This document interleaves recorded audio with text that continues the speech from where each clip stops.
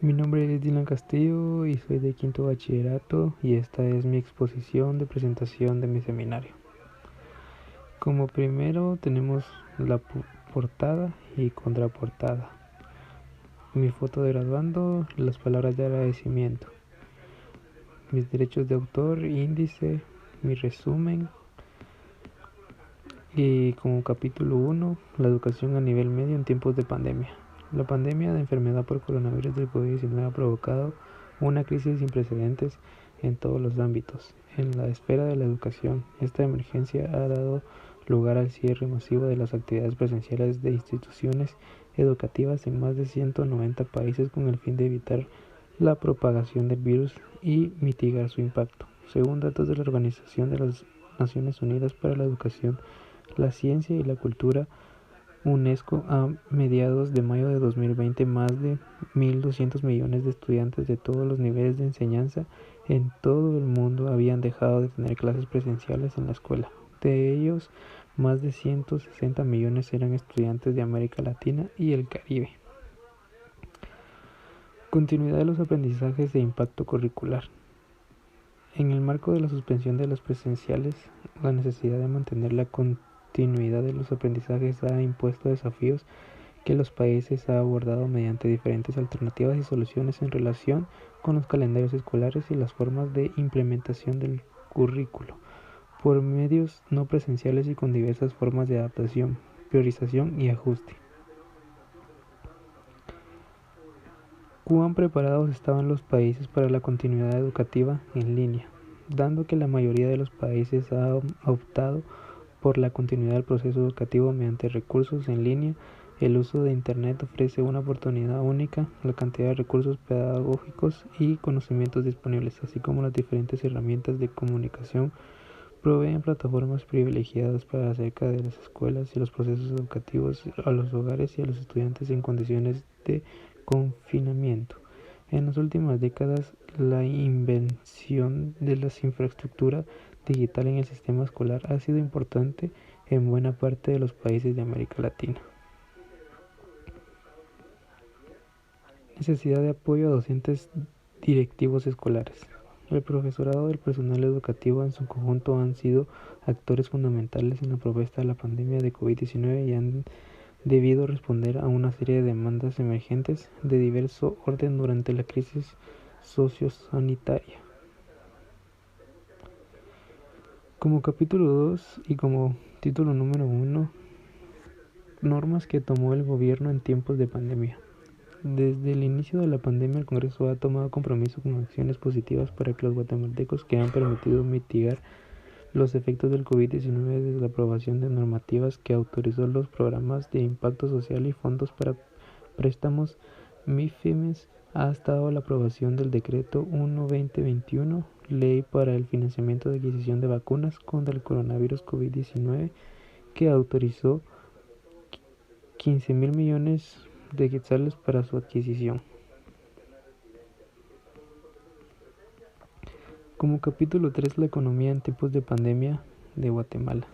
Los efectos han estado siendo particularmente profundos en los países más afectados por la pandemia y en aquellos que dependen en gran medida del comercio internacional, el turismo, las exportaciones de productos básicos y el financiamiento externo. Si bien la magnitud de las perturbaciones variará en función de la región, todos los MIT acusan vulnerabilidades que se ven agravadas por las crisis externas, asimismo la suspensión de las clases y las dificultades de acceso a los servicios primarios de atención de salud probablemente tengan repercusiones a largo plazo sobre el desarrollo del capital humano. Las perspectivas dan mucho que pensar, ya que es probable que la crisis deje cicatrices difíciles de borrar y que plantee complejos desafíos mundiales, señaló Sheila Pasarcilburg, vicepresidenta de Crecimiento Equitativo, Finanzas e Instituciones del Grupo Banco Mundial. Nuestra primera prioridad es abandonar la emergencia mundial en materia sanitaria y económica. Según las provisiones de referencias de conformidad con las cuales la remisión de la pandemia permitirá levantar las medidas nacionales de mitigación a mediados del año en las economías avanzadas y un poco más tarde las Las repercusiones negativas a nivel mundial perderán intensidad durante la segunda mitad del año y las perturbaciones a los mercados financieros no se prolongarán en el tiempo. El aumento de los costos de los alimentos. El aumento en los precios de los alimentos y la aceleración de la inflación agregada también pueden sumarse a los problemas relacionados con la inseguridad alimentaria en los países de ingreso bajo. Los encargados de la formulación política deben asegurarse de que el aumento en las tasas de inflación no debilite las expectativas inflamadas y deben resistir la tentación de otorgar subsidios o establecer controles de precios a fin de reducir la carga del aumento de los precios de los alimentos, ya que se corre el riesgo de aumentar la deuda y ejercer mayor presión al alza sobre los precios agrícolas mundiales. Visualización del impacto de la pandemia en el ámbito laboral y económico. La comisión de trabajo que preside la diputada Adela Camacho de Torreverte llevó a cabo 2 reuniones virtuales este jueves para reconocer que el impacto de la pandemia por COVID-19 en la economía del mercado laboral guatemalteco y presentar el informe final de actividades durante el año 2020.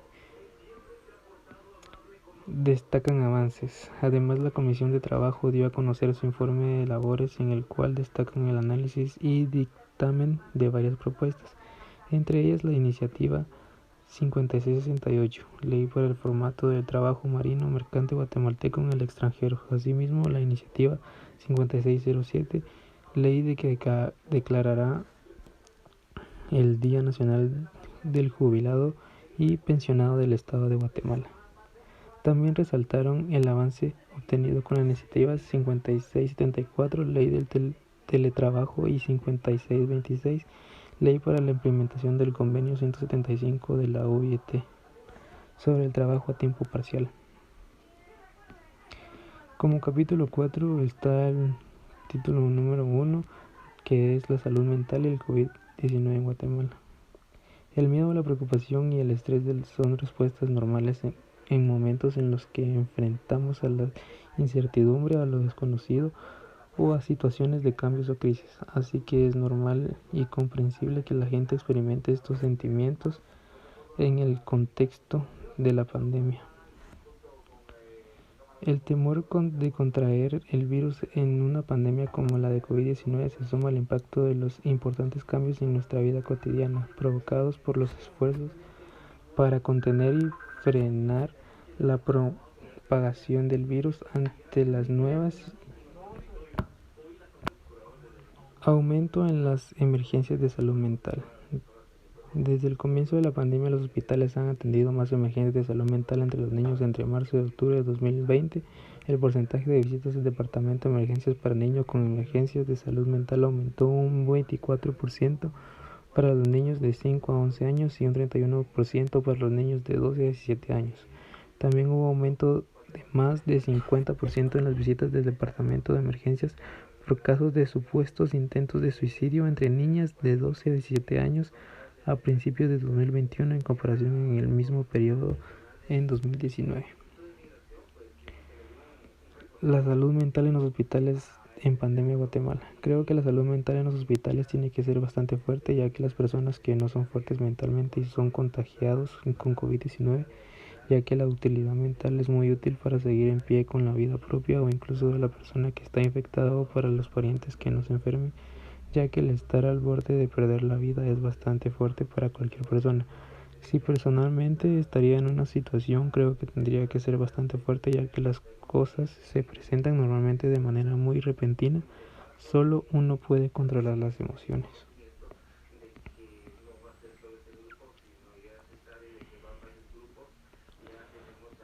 ¿Cómo aplicar la resiliencia en jóvenes de educación media en Guatemala?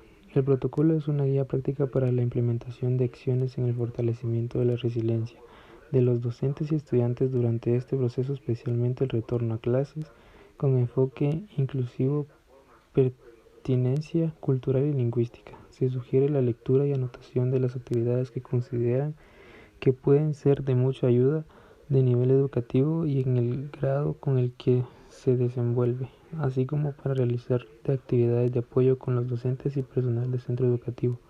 El protocolo incluye también conceptos clave que permitirá a los lectores comprender adecuadamente lo que se les pide y cómo las acciones indicadas se relacionan con el autocuidado emocional. La resiliencia. El desarrollo y formato de la resiliencia es fundamental en situaciones de crisis. Para ello se puede promover acciones a nivel comunitario que nos permiten reconocer su importancia. Algunas acciones que los promueven son las siguientes: mantenerse activos, reflexivos y sabiendo cómo comportarnos en el entorno. Impulsar la unión familiar, demostrar afecto, ternura y preocupación por el bienestar de los niños y las niñas y de cada uno de los miembros de las familias. Como capítulo 5 puse la propuesta y la solución a mi problema, que es el bajo rendimiento en la educación de nivel medio debido a la pandemia.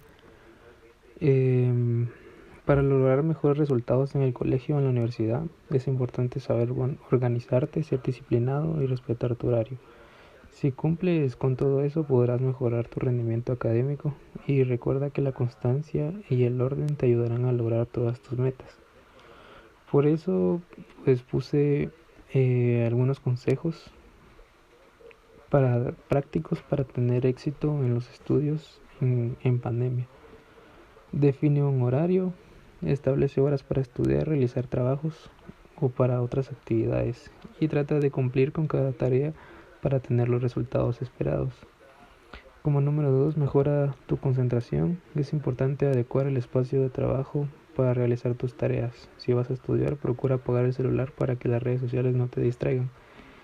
Aplica técnicas de estudio. Como número 3, los organizadores visuales ayudan mucho para recordar mejor lo estudiado. Los mapas mentales, los mapas conceptuales, líneas de tiempo, cuadros sinópticos, etc. Resumen mejor